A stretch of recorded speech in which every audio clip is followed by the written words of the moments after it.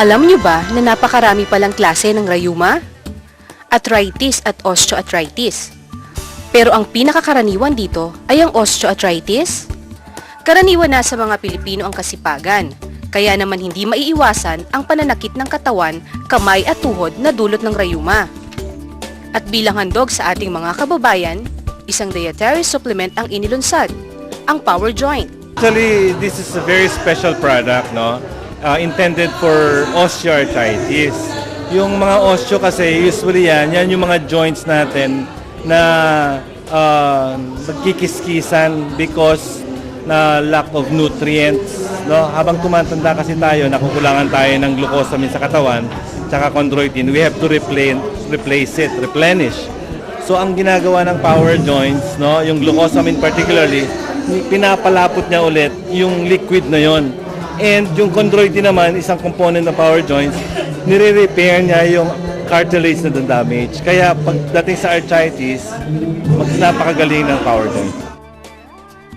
Kung saan dinaluhan din ng mga doktor at mga artista na sina Janine Desiderio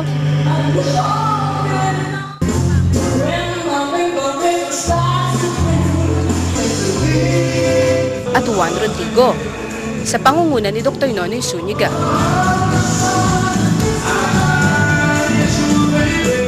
All natural yan, glucosamine sulfate and chondroitin sulfate. These are the two components na nakikita sa cartilage natin. Normal siya. So, kaya pag nasira yung cartilage, kailangan uminom ka nun para mabuo ulit yung cartilage. Siyempre, pag buo na yung cartilage, wala nang maga, wala nang sakit. Oh, to the Generation RX, I know you're very busy. Whatever you're doing in the office or you just kill time by playing badminton, tennis, basketball, whatever, you need Power Joints. Hindi dahil lang para dahil masakit na ang mga knees niyo. You're still young, I know that. But to prevent these symptoms like pain, swelling of the knees, you need Power Joints. Patunay lamang na hindi dapat maging hadlang ang rayuma sa ating pang-araw-araw na buhay.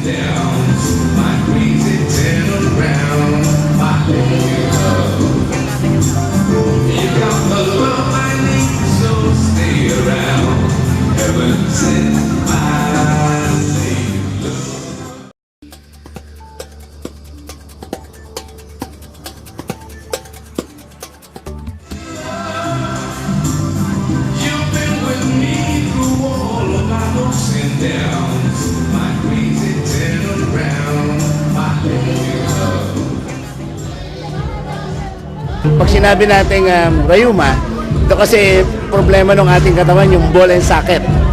In between, meron diyang synovial fluid. Pagka tayo tumatanda na, kumakapal yan, at yung ating mga cartilage, saka yung ating bones, yan ay nagkakaroon ng friction. Kaya siya sumasakit. Ang arthritis ay isang pangkaraniwang sakit na ng mga Pilipino, lalo na sa mga nagkakaedad. Kaya naman bilang pagkilala sa kanilang husay at kasipagan, isang dietary food supplement ang inilunsad, ang Power Joints. Ang Power Joints inilabas po namin because this is the food for the joints. Okay, this is not a medicine. Okay, pagkain po to. Kasi yung atin mong pagkain para sa mga buto, no, hindi mo natin kasi kinakain sa lamesa everyday. Kasi ang pinanggalingan po nito ay yung shellfish, di ba? Yung shell po ng lobster, yung shell ng hipon at ng alimango. Okay, yun po yung raw material ng tinatawag namin glucosamine sulfate. Yung chondroitin naman, yung combination niya, nanggaling naman po yan sa bovine, trachea of the cow.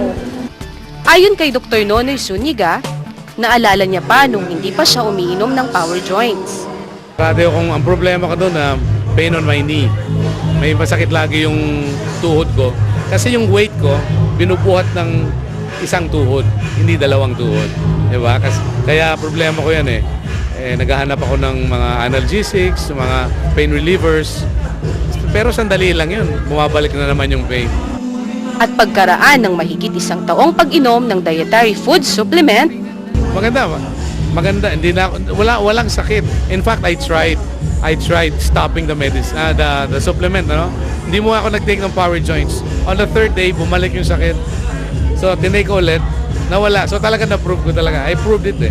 So, that's why, I'm boldly endorsing it. Actually, hindi naman ito gamot eh. Ito food supplement, pwede itong magdagdag ng ating mga kinakailangang elemento sa ating katawan. Chondroitin sulfate sa glucosamine. Mahalagang malaman natin at maibigay ang tamang food supplement lalo na sa ating mga buto para siguradong walang sagabal sa trabaho.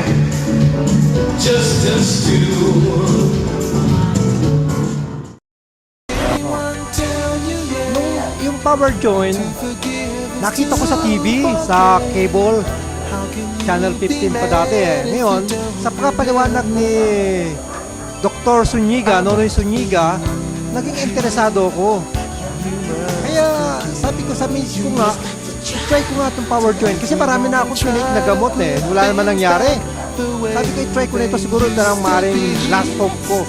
Ako sakaling nalahuli kong pag-asa eh. Kasi itong sakto to siguro nag-upisa to mga 2000, year 2000. Nang ako mag-resign sa barko, unti-unti ko nang nararamdaman itong pananak ng tuhod ko at nahihirapan ako maglakad. Kaya nagpilitan akong mag-resign. Ng mga 2004, lalong naging grabe. Parang kasi wala mang gamot na tama na naiinom.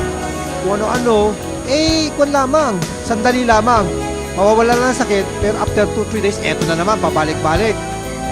At saka isa pa, yung mga ganung gamot, nakakasira sa kwan eh. Sabi nila, sa bituka, sa kidney, o ano, kaya tinigil ko na rin.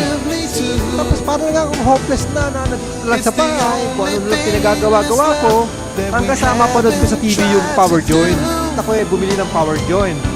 Then after 2 months, nakaramdam ako ng pagbabago.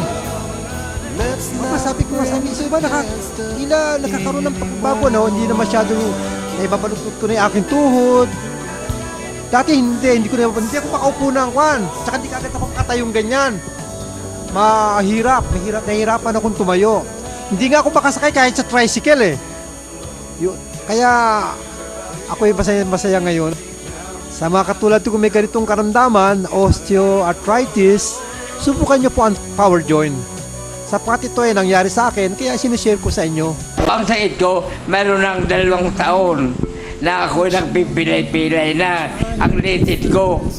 Nagpahatiin na po ako ni doktor ng taga-orthopedic. Ginamot na po ako, pero hindi gumagaling. Masakit pa rin itong kabilaan na litid ko. Nakita ko po itong power joint sa television.